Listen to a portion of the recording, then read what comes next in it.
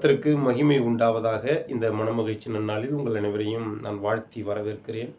இன்றைய நாளிலும் கர்த்தருடைய வார்த்தை என்ற தலைப்பில் தேவனுடைய வார்த்தையை உங்களோடு பகிர்ந்து கொள்ள ஆசைப்படுகிறேன். அப்படியே நம் வேதத்திலிருந்து ஒரு வேத பகுதியை வாசிப்போம்.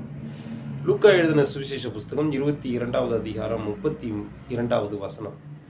நானோ உன் விசுவாசம் ஒழிந்து போகாதபடிக்கு உனக்காக வேண்டிக் கொண்டேன். நீ குணப்பட்ட பின்பு உன் சகோதரனை ஸ்திரப்படுத்து என்றார். கர்த்தருக்கு மகிமை உண்டாவதாக. இந்த மனமகிழ்ச்சி நன்னாளில் நம் இரட்சகரும் ஆண்டவருமாகிய இயேசு கிறிஸ்து நம்மோடு கடந்து வந்து நமக்கெல்லாம் ஒரு வாக்கு கொடுக்கிறார். நீ குணப்பட்ட பின்பு உன் சகோதரனை ஸ்திரப்படுத்து என்று. கர்த்தருக்கு பிரியமானவர்களே, இந்த வேத பகுதியோட பின்புலத்தை நாம் குறித்து பார்த்தோமேயானால், பேதுருவோடு நம் ஆண்டவராகிய இயேசு கிறிஸ்து அவனுடைய விசுவாசம் ஒழிந்து போகாதபடிக்கு நான் உனக்காக வேண்டுதல் செய்கிறேன். சாத்தான் உங்களை சோதனைக்குட்படுத்துகிற சூழ்நிலை ஏற்படும். கோதுமை சுளையினால் புடைக்கிறது போல சாத்தான் உங்களை புடைக்கிறதற்கு உத்தரவு கேட்டுக்கொண்டான். ஆனால் நானோ உங்களுடைய விசுவாசம் ஒழிந்து போகாதபடிக்கு உங்களுக்காக வேண்டிக் கொண்டேன் என்று ஆண்டவர் சொல்லுகிறதை நாம் காண முடியும். சாத்தான் இப்படிதான் பேதுருக்குள்ளாக புகுந்து தான் என்கிற சுயத்தை அவனுக்குள்ளாக உண்டாக்கி ஆண்டவருக்கு விரோதமாக எழும்புகிறதை நாம் பார்க்க முடியும். யூதாஸ் காரியத்தோட இருதயத்துக்குள்ளாக சாத்தான் புகுந்து எப்படி இயேசுவை காட்டிக் கொடுப்பது என்று அவன் வகை தேடினான் என்பதை நம் வேதத்திலே பார்க்க முடியும். சீடர்களுக்குள்ளாக சாத்தான் புகுந்து தங்களில் யார் பெரியவன் என்று அவர்களுக்குள்ளாக வாக்குவாதம் செய்து கொண்டதை நாம் வேதத்திலே பார்க்க முடியும். இப்படி சாத்தான் கோதுமையை சுளையினால் புடைக்கிறது போல உங்களை சோதனைக்குட்படுத்துவான், உங்களை புடைக்கிறதற்கு உத்தரவு கேட்டுக்கொண்டான். ஆனால் நானோ உங்களுடைய விசுவாசம் ஒழிந்து போகாதபடிக்கு நான் வேண்டுதல் செய்து கொண்டேன் என்று ஆண்டவர் பேதுருவை பார்த்து சொல்லுகிறதை நாம் இந்த வேத பகுதியிலே காண முடியும். அதற்கு பிறகு அவர் சொல்லுகிறார், நீ ஸ்திரப்பட்ட பின்பு நீ உன் சகோதரனை ஸ்திரப்படுத்து என்று சொல்லுகிறதையும் நாம் இந்த வேதத்திலே காண முடியும். கர்த்தருக்கு பிரியமானவர்களே, யோபுவோட வாழ்க்கையை குறித்து நாம் பார்த்தோமேயானால், யோபுவோட வாழ்க்கையை சோதிப்பதற்கு சாத்தான் இப்படிதான் உத்தரவு கேட்டுக்கொள்ளுவான்.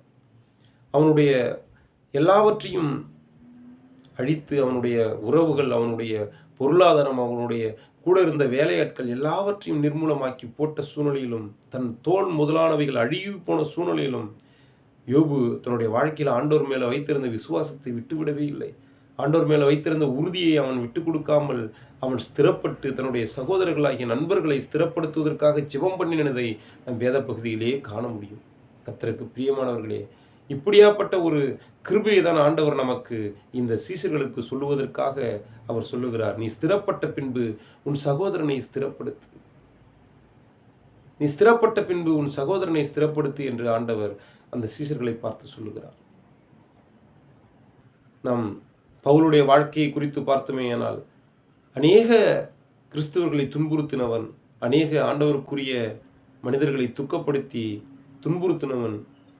ஒரு நேரத்தில் ஆண்டவரால் அவன் தொடப்பட்டதற்கு பிறகு அவன் தன்னுடைய வாழ்க்கையில் ஸ்திரப்பட்டு அநேக ஊழியர்களை ஸ்திரப்படுத்தினான். அநேக ஊழியர்களை அவனை உற்சாகப்படுத்துவதற்காக வழிகாட்டியாக இருந்தான் என்பதை நாம் வேதத்திலே காண முடியும்.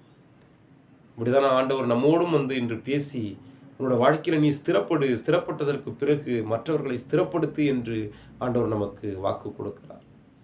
கர்த்தருக்கு பிரியமானவர்களே, வேதம் சொல்லுகிறது, ரோமர் 8:26 நாம் பார்த்தோமேயானால், அந்தபடியே ஆவியானவரும் நமது பலவீனங்களில் நமக்கு உதவி செய்கிறார்.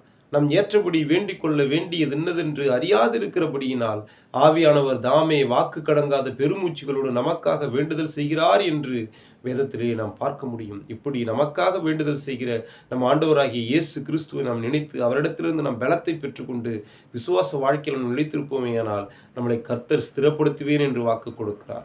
ஸ்திரப்படுத்துவதோடு மாத்திரமல்ல, நாம் ஸ்திரப்பட்டு மற்றவர்களையும் ஸ்திரப்படுத்த வேண்டும் என்று கர்த்தர் நமக்கு இன்று ஆலோசனையோடு கூடிய ஒரு வாக்குறுதியையும் கொடுக்கிறார். இதை நாம் விசுவாசிப்போம். நம் கர்த்தருடைய சமூகத்தில் தொடர்ந்து ஸ்திரப்பட்டு மற்றவர்களை ஸ்திரப்படுத்துகிற கிருபையை பெற்றுக்கொள்வோம். இந்த நாள் ஒரு வெற்றி நாளாய் அமைய இயேசுவின் நாமத்தினால உங்களை நான் வாழ்த்துகிறேன். ஆமென்.